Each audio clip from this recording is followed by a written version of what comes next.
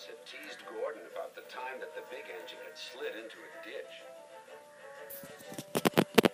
Then Thomas fell down a mine and Gordon came to his rescue. "Remember, Thomas," called Gordon grandly, "united we stand, together we fall. You help me, and I'll help you."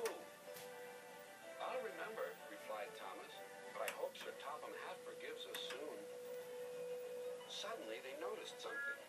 As the two engines whistled into the sheds, everywhere they looked, they saw paint pots and painters. "Bust my buffers," said Thomas. "What's happening?" "Shh," whispered Percy. "Sir Topham Hatt's going to tell us now. Ladies and gentlemen and engines,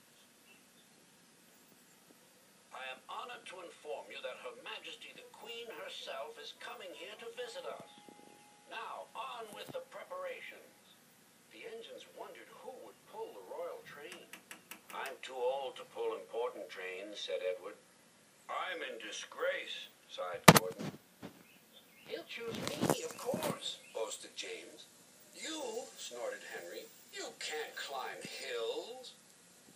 "He will ask me to pull the train, and I'll have a new coat of paint." Then the rain came. Henry's driver and fireman covered up their cab to keep dry. A painter was on the ladder above the line. Henry's smoke blew high into the air. The painter couldn't see. Both he and the paint pot fell all over Henry.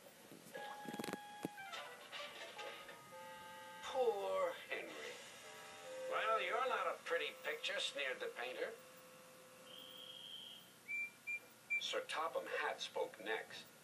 "You look like an iced cake, Henry. That won't do for the royal train. I must make other arrangements."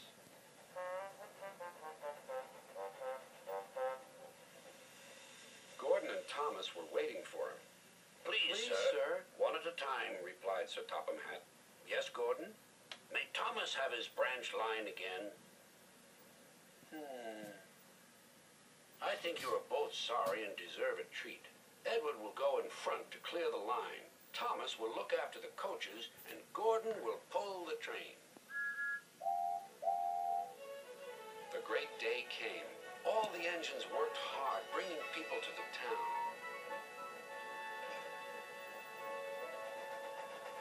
Thomas sorted out their coaches in the yard.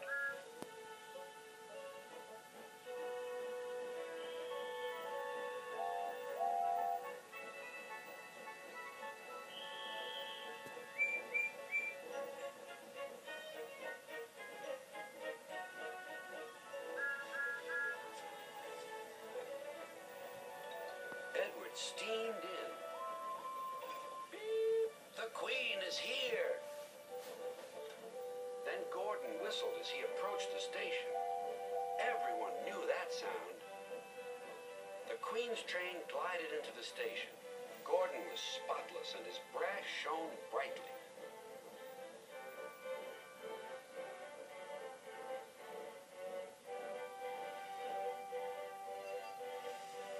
Sir Topham Hatt stood to attention. "Welcome, ma'am." The Queen thanked him for a splendid run and asked to see all the engines. "Beep, beep," whistled Toby and Percy. "Shh," hissed Henry and James. But Toby and Percy didn't care.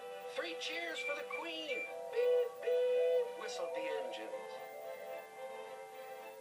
When it was time to leave, the Queen spoke specially to Thomas, who fetched her coaches. Then to Edward. And finally to Gordon, who took her away. No engines ever felt prouder than those on Sir Topham Hatt's railway.